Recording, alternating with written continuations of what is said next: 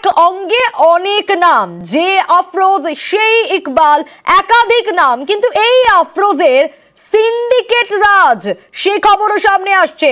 কতজনের? 12 জনের সিন্ডিকেটের অন্যতম নাকি এই আফরোজ। উত্তর 55 গ্রামের গুলশান কলোনির মার্টিন পাড়ায় সিন্ডিকেট রাজ। পুকুর ভরাট থেকে নানা অসামাজিক কাজে জড়িত নাকি এই আফরোজ। শুধু তাই নয়, বিঘার পর বিঘা ভেরি ভরাট ঘিরেই ঝামেলার সূত্রপাত। কিন্তু সেই বিঘার অঙ্কটা যদি জানা যায় তাহলে চোখ কপালে ওঠার মতো। কিন্তু কোথা থেকে এই ঘটনার সূত্রপাত আরো বিস্তারিত জানবো, তবে তার আগে আরো একবার জানাই, এই আফরোজ যার বিরুদ্ধে ভুরি ভুরি অভিযোগ, সিন্ডিকেট রাজের অভিযোগ, 12 জনের সিন্ডিকেটের অন্যতম নাকি এই আফরোজ, যে ইকবাল নাম, যার নাম শুরু থেকে উঠে আসছিল এই সুশান্ত ঘোষের ঘটনাকে কেন্দ্র করে। এবং উত্তর 55 গ্রামে গুলশান কলোনির মার্টিন পাড়ায় সিন্ডিকেট। কি কারণে? পুকুর ভরাট থেকে নানা অসামাজিক কাজে জড়িত এই আফরোজ। 120 বিঘা ভেরি ভরাট নিয়েই নাকি ঝামেলার সূত্রপাত। গুলশান কলোনিতে আফরোজের সিন্ডিকেট, কিন্তু কোথায়, কিভাবে এই ঘটনার সূত্রপাত, কতদিন ধরে এই ঝামেলার সূত্রপাত, আরো বিস্তারিত অবশ্যই জানবো। কিন্তু এই আফরোজের সিন্ডিকেট রাজ সে খবরই সামনে আসছে। কি কারণ, কেন এই ঝামেলা, যে ঝামেলা এত দূর পর্যন্ত এগোতে পারলো, যে অভিযোগগুলো উঠে আসছে, আরো বিস্তারিত রনক জানাতে পারবে। রনক, এই আফরোজের ওরফে ইকবাল বা তার একাধিক নাম, কিন্তু তার পাশাপাশি বিভিন্ন অসামাজিক কাজ, নানা অসামাজিক কাজে জড়িত এই আফরোজ। এই ঘটনায় সূত্রপাত ঠিক কোন জায়গায় ঝামেলার? দেখো, মনে করা হচ্ছে এই যেখানে আমি দাঁড়িয়ে রয়েছি প্রায় 120 বিঘা একটি ভেড়ি, সেই ভেড়ির একাংশ তোমায় দেখানোর চেষ্টা করবো। ইতিমধ্যে কিন্তু ভরাট করে ফেলা হয়েছিল। চলতি বছরের জুন মাসে এখানকার যারা স্থানীয় বাসিন্দারা সেই ভেড়ি ভরাট আটকায়, এবং এই খবর যখন এখানকার পৌর প্রতিনিধি অর্থাৎ সুশান্ত ঘোষের কাছে যায়, তারা লিখিতভাবে থানায় অভিযোগ করে। তারপর থেকে কিন্তু মনে করা হচ্ছে এই আফরোজের সঙ্গে যে একটা যে আক্রোশ সেটা তৈরি হয়েছিল। এবং এখানকার যারা মানুষজন যেটা জানাচ্ছেন যে এদের একটা সিন্ডিকেট রয়েছে, আফরোজ সহ 12 জনের একটা সিন্ডিকেট রয়েছে, যারা কিন্তু এই বিভিন্ন ধরনের ভেড়ি ভরাট থেকে শুরু করে অসামাজিক কাজকর্ম করে। এবং এই অসামাজিক কাজকর্ম বাধা দেবার ক্ষেত্রে কি এই ধরনের ঘটনা ঘটলো? ইতিমধ্যে যে জায়গাটি তোমাকে দেখাচ্ছি, চলতি বছরের জুন মাসেই কিন্তু এখানে একটি ঝামেলা সৃষ্টি হয়েছিল, সেখানে কিন্তু আফরোজও উপস্থিত ছিল।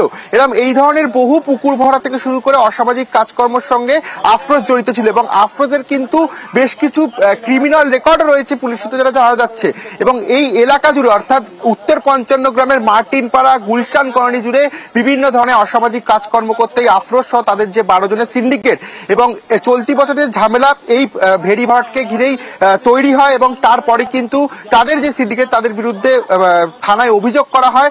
তারপর থেকেই কি এই আক্রোশ তৈরি হয়, এই বিষয়ে একটা কিন্তু প্রশ্ন উঠছেই। এবং যে হেডার যার নাম আফরোজ নিয়েছিলেন, তিনি কিন্তু যেটা জানাচ্ছিলেন যে এই যে 2000 স্কোয়ার ফিট জমি দখলের কথা বলা হচ্ছে, সেই জমি দখল কিন্তু তিনি নিজেও বুঝতে পারছেন না। তাহলে কোন বিষয়কে কেন্দ্র করে এরকম একটা জায়গায় পরিস্থিতি চলে যায় যে জনপ্রতিনিধিকে জানতে চাইবো, এই যে এত অভিযোগ, সেক্ষেত্রে এর আগে পুলিশ কোন রকম কোনো ব্যবস্থা নেয়নি, কোনো অভিযোগ জমা পড়েনি?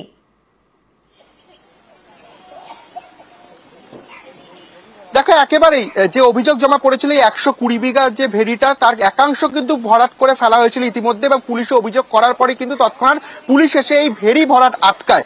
এটা আজ থেকে প্রায় 4-5 মাস আগের ঘটনা। এবং তারপর থেকেই কি ধীরে ধীরে রাগ জমতে থাকে, এবং তার পরিণতি এই সুশান্ত ঘোষকে গুলি করার চেষ্টা, এটা নিয়ে কিন্তু একটা প্রশ্ন উঠছেই। কারণ তাদের যে সিন্ডিকেট, যে গ্যাংটি ছিল আফরোজদের, সেই গ্যাংয়ের সঙ্গে কিন্তু এখানকার যা স্থানীয় বাসিন্দা, তাদের এই ভেড়ি ভরাটকে কেন্দ্র করেই কিন্তু ঝামেলার সূত্রপাত হয়। এবং এইখানে মধ্যস্থতা করেন সুশান্ত ঘোষ। তিনি যেহেতু এই ওয়ার্ডের জনপ্রতিনিধি, এই ভেড়ি ভরাট আটকানোর জন্যই কিন্তু তারা তৎপর ভূমিকা পালন করে।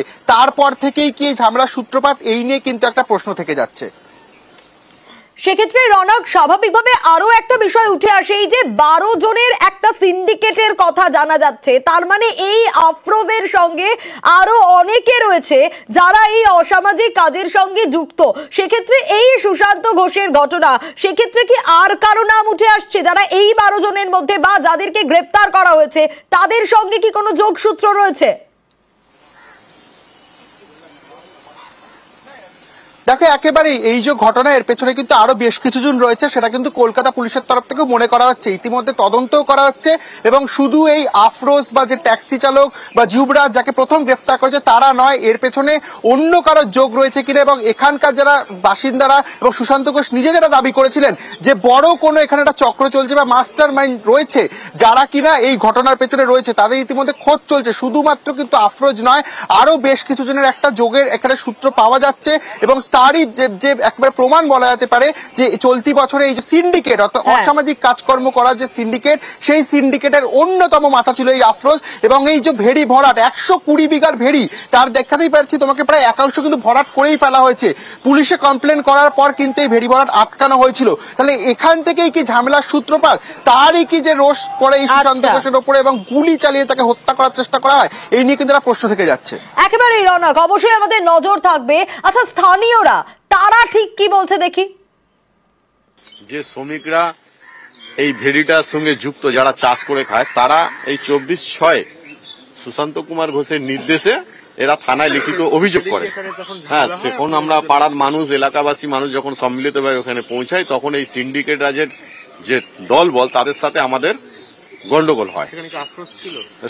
সবাই সংযুক্ত, সম্মিলিত এই সিন্ডিকেটের সাথে যুক্ত, তারা এখানে এসেছিল সবাই। সরকারি জমি দখল যারা করে তাদের বিপক্ষে কঠোর অবস্থান নেওয়ার জন্য আজকে সুশান্ত কুমার ঘোষকে টার্গেট করা হচ্ছে এবং সুশান্ত কুমার ঘোষকে টানে মেরে ফেলার চেষ্টা করা হচ্ছে। আর এরই পাশাপাশি নজর রাখতেই হচ্ছে কালিন্দির হাউজিং এর ফ্ল্যাটেই দুষ্কৃতী ঘাঁটি। হ্যাঁ, দুষ্কৃতী ঘাঁটিতে পৌঁছে যায় নিউজ 18 বাংলা। বিহার থেকে এসে কালিন্দির এই ফ্ল্যাটেই ওঠেন হামলাকারীরা। কিন্তু এই ফ্ল্যাটটি কার? এই ফ্ল্যাটটি রাম সিং নামে এক ব্যক্তির। শনিবার ফ্ল্যাটে তল্লাশি চালায় কলকাতা পুলিশও। এই ফ্ল্যাটের আপনি কেয়ারটেকার? হ্যাঁ। কত বছর আছেন? 7 বছর। এটার মালিক বা এই ফ্ল্যাটে থাকে কে, তার নাম কি? আমি যত শুনি রাম সিংই থাকে। কজন থাকেন এই ফ্ল্যাটে? এরকম কিছু না, ওরা আসা যাওয়া করে, পারমেন্ট থাকে না। বৃহস্পতিবার এই ফ্ল্যাটে একজন বা দুজন বা তার বেশি, 3 জন এরকম সংখ্যায় কেউ এসে রাতে ছিল, আপনি জানেন? না, আমি জানি না, কিন্তু আমার কাছে একজন শুধু চাবি এসে নিয়ে গেছে, এইটুকুনি জানি। কবে? বৃহস্পতিবার? হ্যাঁ। সেটা রাম সিং নন? না। এই ব্যক্তি কি আপনার কাছে চাবি নিতে এসেছিল? মানে আপনার যদি মনে পড়ে হলে হতে পারে, এরকম একটু বড় সড়ো মুখটুগুলো ভাইসই ছিল। ভাড়া দেওয়া হয় ফ্ল্যাট একদিনের জন্য বা কিছু? লোকজন এখানে আসে থাকে জানি, এবার রামদার হয়তো বন্ধু বান্ধব হতে পারে বা আত্মীয় স্বজন হতে পারে, তা জানি না, কিন্তু থাকে লোকজন, অন্য আউটসাইডার। হ্যাঁ। রাম সিং বাবা হয় আমার। হ্যাঁ, বাবা হয়। রাম সিং আপনার বাবা হয়? উনি এখন কোথায় আছেন? জানি না আমি। হ্যাঁ, জানি না আমি। এই ফ্ল্যাটে আর কে কে থাকেন? আমি থাকি আর বাবা থাকে। আপনি আপনার বাবা থাকেন? হ্যাঁ। তো সেক্ষেত্রে আমার একটি প্রশ্ন, সেটা হচ্ছে যে বৃহস্পতিবার রাতে কথা করবো না, সরি। যুবরাজকে চেনেন? না না। যুবরাজ সিংকে? না। হ্যাঁ, আফরোজ মন্ডলকে চেনেন? কাউকে চিনি না, সরি। জানি না আমি কাউকে, স্যার। বৃহস্পতিবার রাতে কারা ছিল? 21শে জুলাইয়ে পুলিশের গুলিতে তিনি অকুত ভয়। সেই তিনি এবার দল ছাড়ার কথা ভাবলেন। তাকে খুনের চেষ্টার পরে ভয়ে মনোবল ভাঙার এই ঘটনা কেন? সুশান্ত ঘোষের কথায় বিস্ফোরক ইঙ্গিত।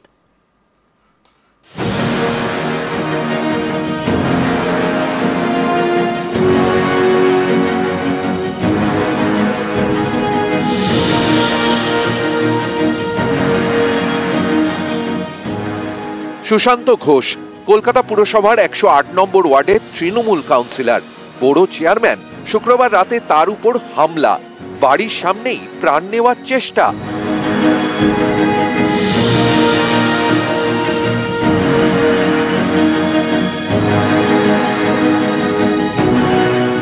কম বয়স থেকেই রাজনীতির ময়দানে সুশান্ত ঘোষ।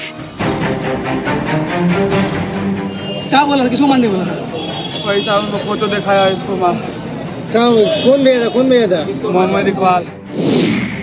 1993 সালের 21শে জুলাই মমতা বন্দ্যোপাধ্যায় তখন যুব কংগ্রেসের নেত্রী। মমতা বন্দ্যোপাধ্যায়ের ডাকে রাইটার্স বিল্ডিং অভিযান, সেখানে পুলিশের গুলি এসে লাগে সুশান্তর গায়ে। পলিটিক্যাল ছেলে ভয়ের চোটে পালিয়ে যায় না, যারা গুলি নিয়ে আসে তারা কাপুরুষ। 21শে জুলাই গুলি খেয়েছিল, এখানটা হসপিটালে ছিল 4 মাস। এরা লড়াই করা ছেলে। তৃণমূলের জন্ম লগ্ন থেকেই ঘাসফুলে সুশান্ত ঘোষ। 2010 সাল থেকে কলকাতা পুরসভার কসবা এলাকার কাউন্সিলর, প্রথমে 107 নম্বর ওয়ার্ডের, পরে 108 নম্বরের। কসবায় কান পাতলেই এখন তৃণমূলের কোন্দলের কাহিনী।